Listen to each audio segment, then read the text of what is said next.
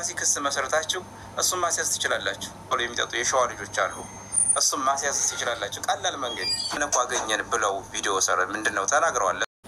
መግቢያ ላይ እንደሰማችሁት ነው እንግዲህ ቤተሰብ ማለት ነው። ሰላም ጤና ይስጥልኝ የተከበራችሁ ቤተሰቦች።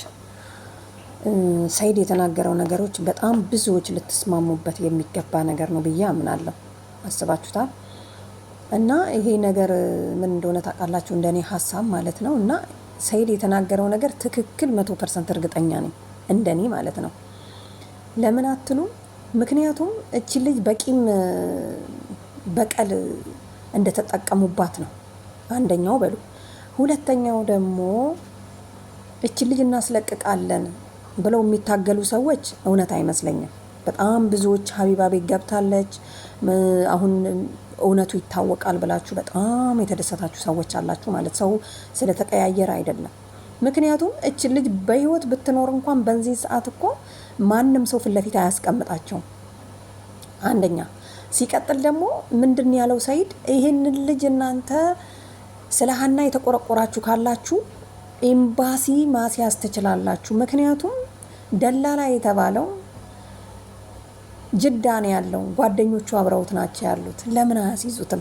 ሲጀመር ይሄ ሁሉ ነገር ይሄ ሁሉ ቀን እኮ እንዲህ መከራ ከማየት የተጠረጠሩትን ሰዎች ልቅም አድርጎ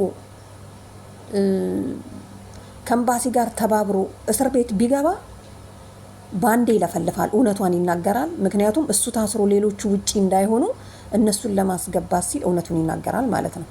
አስባችሁታል? ሁሉም ነገር እንዲህ በግልጽ በሚዲያ እኔስ ቢሆን እናገራለሁ፣ ማንስ ቢሆን ይናገራል። ምክንያቱም ጥርጣሬ ያለባቸውን ሰዎች እየለቀሙ ቢያስገቧቸው ቢያንስ ሀና ዛሬ ላይ ትኑር አትኑር ፈጣሪ ነው የሚያውቀው። ግን እቺ ልጅ እኮ ለሌሎቹ ለቀጣዮቹ ለሚመጡት ለሌሎቹ ሀና ተጠቅማለች፣ መንገድም ነች። እርግጠኛ ነኝ ድልድይ ናት እቺ ልጅ ለሌሎቹ ማለት ነው።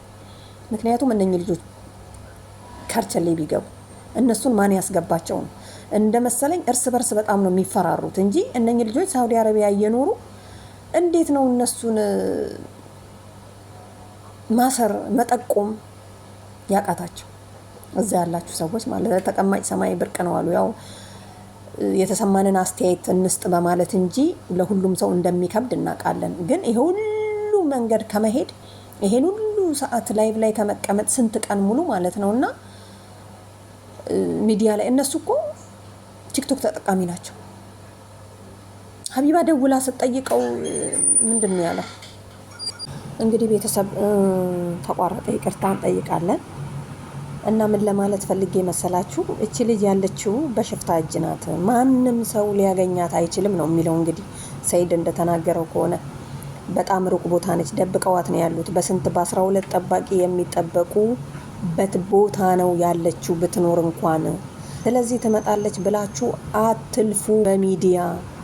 ምክንያቱም እነኚህን ሰዎች ዋና ዋና የተባሉትን አሳስሩ እያለ ነው እንግዲህ።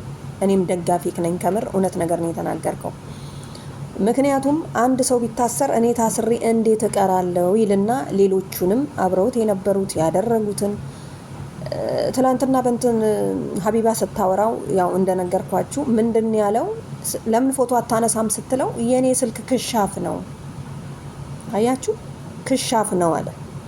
ስለዚህ እንዲህ ያለ ማለት አነጋገር ላይ ራሱ ትክክል አይደሉም ደላላ የሚባሉት ማለት ነው።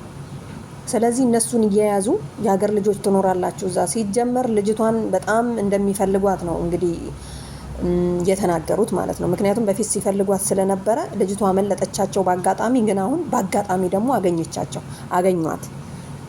ለምን እዛው ከዛ ጅዳ ሲያሳፍሯት ሲጀመር ተነጋግረውበት እንደሆነ ነው እኔ ሳስበው ማለት ነው። እና ቤተሰብ አሁን ሚዲያ ላይ የትም ሀቢባን ቤት ይሁን የትም ቤት እንዲህ ላይቭ ላይ ከመቀመጥ እነሱን ካሉበት ቦታ አውጥቶ ለእስር አንዱን ብቻ መስጠት ነው ዋናው በቃ። ምክንያቱም ማንም ሰው ገብቶ ማንም ሰው ስለማይቀር ያሉበት ቦታ እነማን እንደሆኑ ምን እንደሆነች ማን እንደቀረጻት መጀመሪያ ልጅቷን ማን ይዟት እንደሄደ ምን እንዳደረጓት መናገር ይጀምራል ማለት ነው። እስከ ዛሬ ራሱ ይሄ ሁሉ ሰዓት መፍጀት አይጠበቅም። እንዴት ነው አንድ ቦታ ሆናችሁ እንዲህ አይነት ሀሳብ መስጠት የማትችሉት? አሁን የሰይድ አቋም ትክክለኛ አቋም ነው።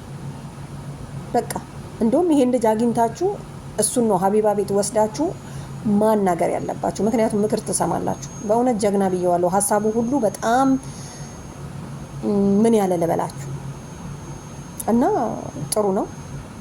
ምክንያቱም አሁንም ሄዳችሁም በዛም ዞራችሁ በዚህም ዞራችሁ እነኚህ ልጆች እጅ ከፍንጅ ተይዘው እስር ቤት ካልገቡ ከኤምባሲ ጋር ተነጋግራችሁ ምንም መፍትሄ ሊመጣ አይችልም። ልጅቷ በህይወት ከኖረች እግዚአብሔር ለልጇ ለቤተሰቦቿ በሙሉ ፈጣሪ በሰላም ያስገባል። ከሌለችም ደግሞ ለሌሎቹ መድኃኒት ናት፣ መንገድ ናት። ይሄኔ ስንት አሉ እንደሱ አይነት እዛ በየዋሻ ውስጥ የቀሩ የታፈኑ እና ቤተሰብ ማለት ነው። እንግዲህ ፈጣሪ ድረስላቸው። ሌላ ምንም ማለት አንችልም። እኛ አቅሙ ኖሮን አናግዛችሁ። የሚታገስ ከሆነ ደግሞ በምንችለው ነገር ልናገዛት ዝግጁ ነን እና ጅዳ ያሉትን ሰዎች ሰብስቡና አስገቡ ነው የመጨረሻ መልእክቴ።